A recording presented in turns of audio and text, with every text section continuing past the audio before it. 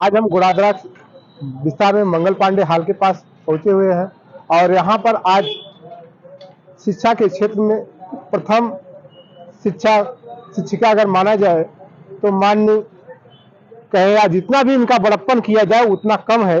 सावित्रीबाई फुले जो प्रथम शिक्षा के क्षेत्र में पहली महिला थी जिन्होंने शिक्षा का ज्ञान लिया, शिक्षा हुआ था। इनका जन्म 1831 में हुआ था और 9 साल की उम्र में इनकी शादी ज्योतिबाबाई फुले से हुई थी। इसके बाद इन्होंने सर्वप्रथम 1852 में पहला महिला शिक्षा का एक विद्यालय चालू किया, जिसमें इन्होंने शिक्षा के क्षेत्र में कार्य किया। लोगों को शिक्षित करने के लिए बहुत सारी कठिनाइयों का सामना किया। लोग यहाँ तक थे कि जब सावित्रीबाई फुले शिक्षा देने के लिए, उन महिलाओं को शिक्षित करने के लिए स्कूल में पढ़ाने के लिए जाया करते थे तो लोग कीचड़, अन्य प्रकार के डग्गर या गंदे चीजें फेंक दिया करते थे। इसलिए सावित्रीबाई फुले झोले में एक दूसरे कपड़े लेके जाया करती थी और स्कूल में पढ़ने के बाद वो पढ़ाया करती थी और लोगों को जागृत करने के लिए कितनी कठिनाइयों का सामना करना पड़ा होगा उस समय की आप सोच सकते हैं। और यहाँ पे आज देखिएगा जो सावित्रीबाई फुले जी का आज यहाँ पे जन्मदिन मनाया जा रहा है, ये तस्वीर है। यहाँ पे सभी लोग एकत्रित हुए हैं। हम उनसे जानना चाहेंगे और उनसे भी बात करेंगे और आप तक सावित्रीबाई फुले के विषय में जानकारी पहुंचाएंगे। लेकिन उसके पहले हम आपको बताना चाहेंगे कि जो पिछड़े अति पिछड़े हैं, जिन्हें कभी शिक्षा मिलने का सोच नहीं सकते थे, अगर उन्हें शिक्षित करने का कोई अधिकार दिया तो सावित्रीबाई फुले जी का सर्व योगदान रहा।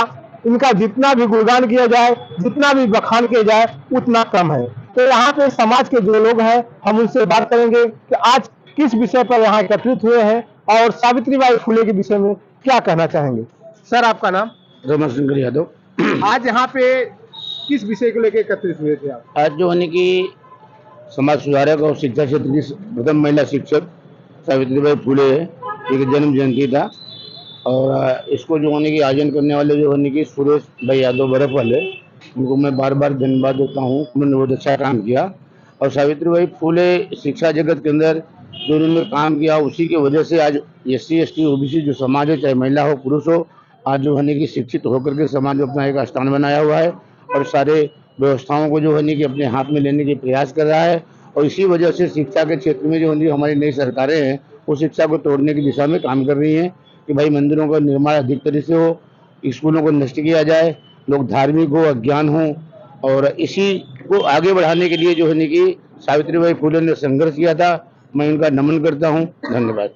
अभी आपने कहा कि शिक्षा के उस विस्तार को कम किया जा रहा है, तो क्या लगता है कि ऐसा शिक्षा के विस्तार को अगर कम किया जाएगा तो कुछ लोगों का पहले ही ऐसा कहना था कि जो लोग शिक्षित नहीं होंगे, जहाँ पे शिक्षा नहीं होगा, लोग शिक्षित नहीं होंगे, वहाँ ज्यादा समय तक शासन किया जा सकता है। क्या उसी दिशा में लोग काम कारक की नीति कहती है कि अगर देश में जो होने किसी भी समाज पे या किसी देश में लंबे समय तक राज करना हो तो वहाँ की प्रजा को अशिक्षित और गरीब बनाइए।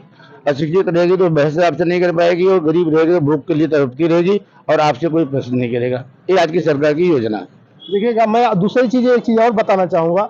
पिछड़ों को जो पिछले मतलब 1831 में जिस महान महिला का जिनका इनका गुणगान जितना किया जाता है उतना कम होता है। एक चीज आपको बताना चाहेंगे कि शिक्षा के क्षेत्र में सावित्रीबाई फुले का कहीं जिक्र इसलिए नहीं किया जाता ताकि लोग उनको भूल जाएं, उनकी याद न रहे। इसलिए सावित्रीबाई फुले का नाम जानने वाले जो आज के शिक्षा के क्षेत्र में बच्चे पढ़ाई करते हैं, चाहे वो छात्र हो चाहे छात्राएं हो, सावित्रीबाई फुले का नाम शायद 25% लोग जानते होंगे, तो जानते होंगे, बाकी तो कोई नहीं जानता होगा, क्योंकि इनका वर्णन उस शिक्षा में नहीं किया जाता है, देखने को नहीं मिलता है। यहाँ पे टीचर हैं जो पढ़ाते हैं बच्चों को, हम उनसे भी थोड़ा बात करना चाहेंगे। सर, आपका नाम? मेरा नाम जन्मेजय मौर्य। आज ये सावित्रीबाई फुले राष्ट्रमाता जो हैं उनका जन्मदिन जो मनाया जा रहा है, इस परिप्रेक्ष्य में हम लोग यहाँ एकत्रित हुए हैं और पिछड़े दलित समाज को एक नई दिशा देने का काम जिन्होंने किया उनका बहुत बड़ा योगदान रहा सावित्रीबाई फुले का।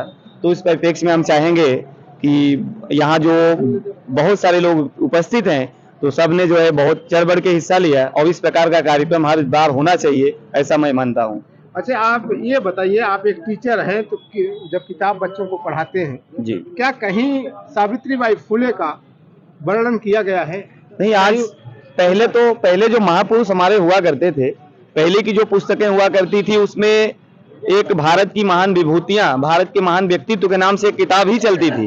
तो उसमें हमारे भारत के जो व्यक्तित्व हुआ करते थे, जो विभूतियां थी हमारी, उनको अलग से बच्चों को पढ़ाया जाता था एक एक पाठ। तो आज वो विभूतियां पूरी तरह से, चाहे एक साजिश हो चाहे जो भी हो, उसको पूरी तरह से किताब से निकाल दिया जा रहा है। और हमको उसको जानने के लिए मैंने जो विद्यालय की पढ़ाई है उसको छोड़कर कहीं आगे बढ़ के उसको जानने की जरूरत है आज। और इस प्रकार से जो नई पीढ़ी है, बच्चे उसको जान नहीं पा रहे हैं, लेकिन हम लोगों ने उसको पढ़ा है तो हम जगाने का काम कर रहे हैं लोगों का। देखिएगा, अभी मास्टर साहब ने बताया कि हम लोग जगाने का कार्य कर रहे हैं, लेकिन एक चीज आपको बताना चाहूंगा कि आज का जो दृश्य है, आज का जो समाज है और आज का जो इस देश में चल रहा है, वहां पे एक ही चीज वर्णन किया जाता है जिसका आप खुद समझ सकते हैं। मैं कहना नहीं चाहूंगा क्योंकि कहना गलत होगा। यहाँ पे दूसरे टीचर हैं, मैं उनसे भी बात करूंगा। सर, आपका नाम? लालचंद यादव। सर, आज जो शिक्षा के क्षेत्र में कार्य हो रहा है, क्या सावित्रीबाई फुले जैसा कहीं वर्णन आपको देखने को मिला? देखिए, ये जो महान विभूतियां हैं, ये कहीं न कहीं हमारे समाज को यहाँ तक लाने में अपना अहम योगदान दिया है। और अगर ये बात ये कहा जाए तो कोई अतिशयोक्ति नहीं होगी कि आज शिक्षा ही समाज का दर्पण है। अगर शिक्षा है तो समाज हमारा आगे बढ़ेगा। अगर शिक्षा को आगे नहीं बढ़ाया जाएगा तो निश्चित है हमारा समाज जिस तरह से बढ़ना चाहिए आगे नहीं जाएगा। लोग शिक्षा के क्षेत्र में आज इतना बुकें पढ़ाई जा रही हैं, बच्चे इतना पढ़ रहे हैं, जिसमें लड़कियां नंबर 1 पे अपना स्थान पाए हुए हैं। तो क्या लगता है कि उन बच्चों को सावित्रीबाई फुले के विषय में बताया गया है या जानकारी होगी? आपको ऐसा लगता है? नहीं, जितना सावित्रीबाई फुले के बारे में जन जागरूकता होनी चाहिए, मेरी समझ से उतनी जन जागरूकता तो नहीं है जितना और महापुरुषों के बारे में है।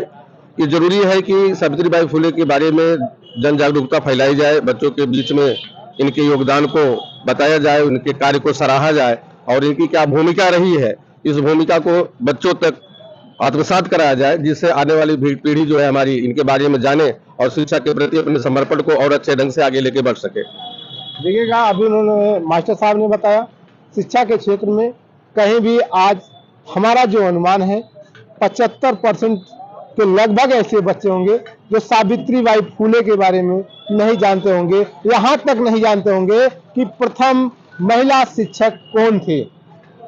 इन्होंने महिलाओं के लिए जितना कार्य किया, समाज को उठाने के लिए जितना काम किया, वो शिक्षित महिलाएं भी शायद सावित्रीबाई फुले को नहीं जानती होंगी। तो हम उनसे कहना चाहेंगे कि उन सभी पिछड़े वर्ग के लोगों से कि आप एक ऐसे महान विभूति, जैसे एक माँ अपने बच्चों के लिए हर बलिदान देती है, उसी प्रकार से सावित्रीबाई फुले ने हर चीजों को त्यागते हुए समाज को शिक्षित बनाने के लिए हर कष्ट को झेला है।